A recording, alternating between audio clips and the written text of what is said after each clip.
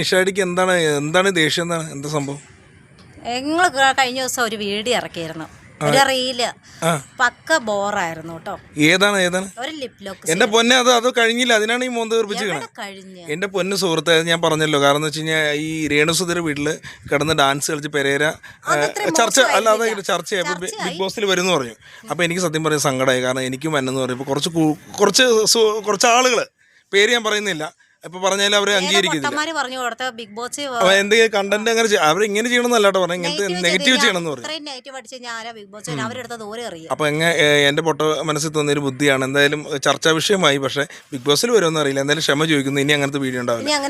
എന്റെ കൂട്ടുകാരായ മാഹിമോറ്റ, അൻവർ ആലുവ, സുമേഷ് കുട്ട്ലക്ക്, പിന്നെ ഷിജോ അടിക്ക്, അത് തന്നെ നിഷ അടിക്കാൻ പറഞ്ഞു. അപ്പൊ ഇനി അങ്ങനത്തെ ഒരു വീഡിയോ ഉണ്ടാവില്ല. നല്ല വീഡിയോസ് മാത്രമായിരിക്കും ഇനി കാണുക. എല്ലാവരോടും ക്ഷമ ചോദിക്കുന്നു, എല്ലാ കൂട്ടുകാരോടും. അപ്പം തെറ്റ് പറ്റിയത് തിരുത്തുന്നതാണ് ഏറ്റവും വലിയ തിരുത്തുക ആണ് ഏറ്റവും വലിയ വിജയം. എന്തായാലും ഇനി നല്ല വീഡിയോ ആയിട്ട് വരും. സപ്പോർട്ട് ചെയ്യാം. Thank you.